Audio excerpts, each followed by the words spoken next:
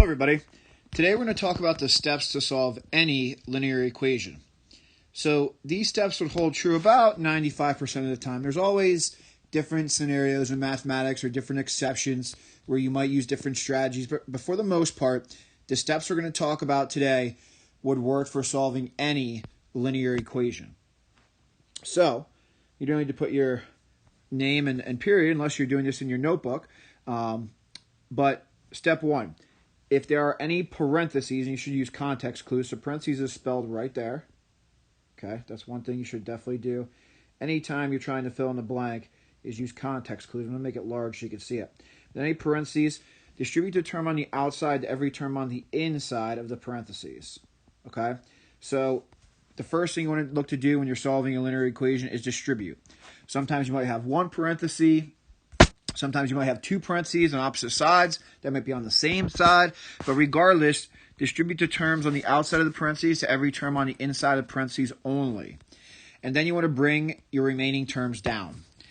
And by the way, I always like to draw a line through my equal sign when I'm solving an equation to separate my two sides and help you stay organized. That might be your step 1A that we add before that first step. Okay? And a reminder that distributing is the operation of multiplication. Okay. Now the second step you want to try is combine like terms on each side of the equation. And that's why this line is so helpful. So we look on the left-hand side if we see if there's any like terms, and we add them together and keep our answer on that side. Then we look to see if there's any like terms on the right-hand side. If there are, we add them together and keep our answer on that side.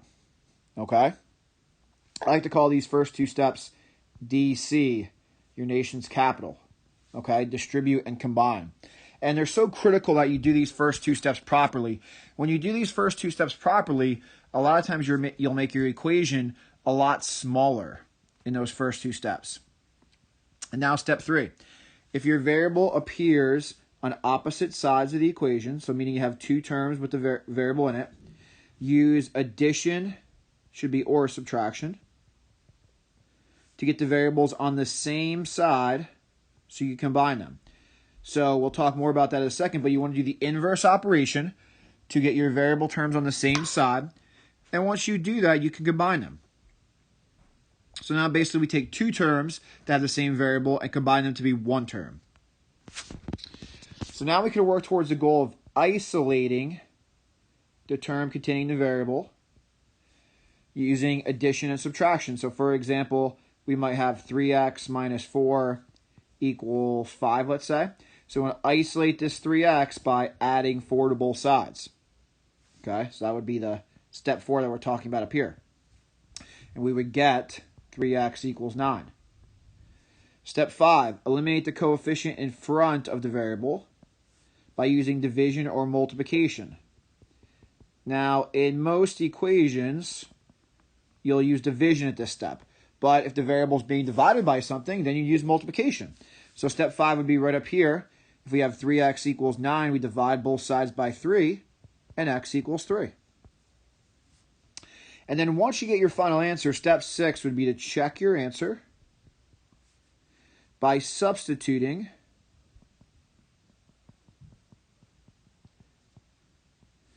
the number back into the variable of the original equation or variables, and using order of operations to make sure the left-hand side equals the right-hand side. So when you get an answer, when you take that answer and plug it back in for your variable or variables into your original equation, the left-hand side, when you do your math, should always equal the right-hand side. Now, it won't necessarily equal the solution that you have. It'll probably actually equal a different number. But for example, if we plug in 3, on the left-hand side, we should get maybe 37. On the right-hand side, we should get 37. If we do order of operations on both sides, and that would mean that our answer is correct. Okay? So there are all the steps to solving any linear equation. Now, for example, if you don't have parentheses in your problem, then you go on to step 2, right? Then you would check for like terms on each side. So if you don't have a step here, you would just go on to the next step. So let's look at some examples. And you might need to enlarge this, but example 1. We have 4 times the quantity negative 3x plus 1 equals 10 times the quantity, negative 10, times the quantity x minus 4, and that's being subtracted by 14x. So as usual, I always like to draw my line through the equal sign that separates our two sides. So the first thing we want to look to do is distribute. And be careful with your signs. Sometimes students do everything right, but they just make a sign mistake, and it throws off your entire answer. So you distribute the 4 here, we get negative 12x, and then a positive 4. Over here, we'll distribute the negative 10 only to the terms inside the parentheses. Negative 10x plus 40. Negative 10 times the negative 4 is positive 40. And bring down the negative 14x. It's so important, by the way, when you're solving equations that you're neat and organized. Now, your second step is to combine like terms. On the left-hand side, we don't have any like terms. But on the right-hand side, we do. We have a negative 10x and a negative 14x. When we add those together, and don't write underneath each term, when we add negative 10 plus negative 14, we get negative 24. So negative 24x. And now we can bring down all the other terms. The positive 40 on the right-hand side, the negative 12x plus 4 on the left-hand side. Step 3, get your variable terms on the same side of the equation by doing an inverse operation. So we have a negative 12x and a negative 24x. I'm going to move the smaller term here. I'm going to add 24x to both sides. So by doing that, the 24x will cancel off on the right-hand side, or negative 24x, and we actually get 12x, positive 12x, on the left-hand side. So bring down the positive 4, and that equals positive 40. Now keep in mind this step could have also added 12x. It would have looked a little bit different. You would have got negative 12x on this right-hand side, but at the end you still should have got the same final answer. And now we have a two-step equation remaining. Subtract 4 from both sides to isolate the term containing our variable. I'm going to continue over here. 12x equals 36. And then the last step would be to divide by 12. X equals positive 3. Okay? Now let's check that answer really quick. Shouldn't say really quick, but let's check that answer. We won't check the second one. But you should do this anytime you don't feel 100% confident in your answer, you have extra time. So we plug in 3 right there, and right there, and use order of operations, okay? So look, I'm going to start right here first. I'm going to do a lot of this orally. So positive 3 times a negative 3 is negative 9 right there, okay? And then we still in the parentheses, negative 9 plus 1 is negative 8. And then finally, negative 8 times 4 is negative 32. So let's see if we get negative 32 on the right-hand side. Well, we'd start inside the parentheses, right? So 3 minus 4 is a negative 1. Then we have negative 1 times 10. And actually, we should probably plug this in over here first, although we would still do that left multiplication first. So we have negative 10 times a negative 1, which is positive 10. Okay. And now right over here, we could do 14 times 3, which would be 42, and we're going to subtract these two, and we get negative 32. So we did, in fact, get negative 32 equals negative 32, so that means this answer is correct. And then finally, for our last problem, example 2.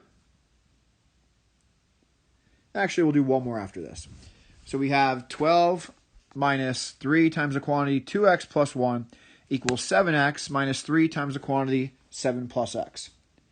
So step 1 is to distribute. We're going to distribute the negative 3, it's negative 3, to each of these terms. So we'll bring down the 12 because we're not distributing that. Negative 6x minus 3. On the right-hand side, the 7x we're not distributing, but we are distributing the negative 3 again.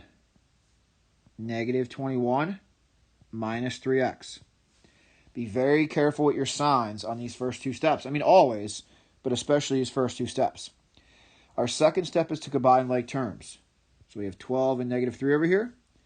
So we get, I'm just going to bring down the negative 6x, positive 9. Now I could have also wrote on that left-hand side 9 minus 6x. That'd be the same thing. On the right-hand side, combine these two. We're going to subtract because one's a positive and one's a negative. Even though we're adding, because we're adding a positive and negative, we subtract positive 4x. Okay. So now we could finish our problem. We have variables on each side. we could add 6x to both sides. If you didn't like doing that, you could have also subtracted 4x from both sides. Positive 9 equals 10x minus 21. Now we're going to isolate that 10x, add 21 to both sides. So we got 30 equals 10x, and it looks like it's just a coincidence. We divided by 10, we actually got the same answer as the first problem. X equals positive 3. Okay? So let's do one more, and I just want to make a quick point. We'll call this example 3. So let's say we have negative 11x plus 6x. We'll do minus 3, and that equals, we'll do a negative 38. Okay?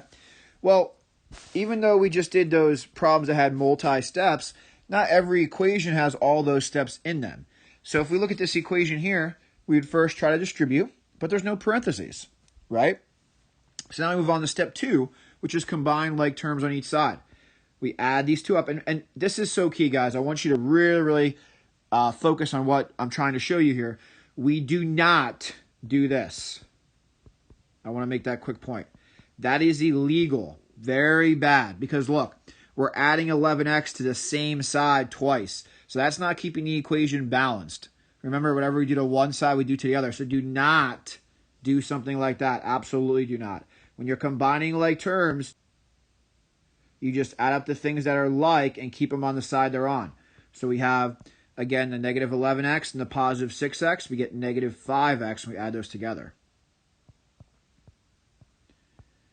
Now, step 3 would be to get your variable terms on the same side, but we don't have variable terms on opposite sides. So now we can just go on to isolating the variable and isolating the term with the variable. So we add 3 to both sides, right? Go on to step 4. Negative 5x equals negative 35. And then isolating the variable completely by dividing both sides by negative 5, x equals positive 7. So I just want to make a quick point there. Not every equation has all these steps in them, but you want to check for all the steps we've shown you today. So thank you very much for your attention. Hopefully you found this video lesson helpful. If you have any questions at all, please let me know. Have an amazing day, guys.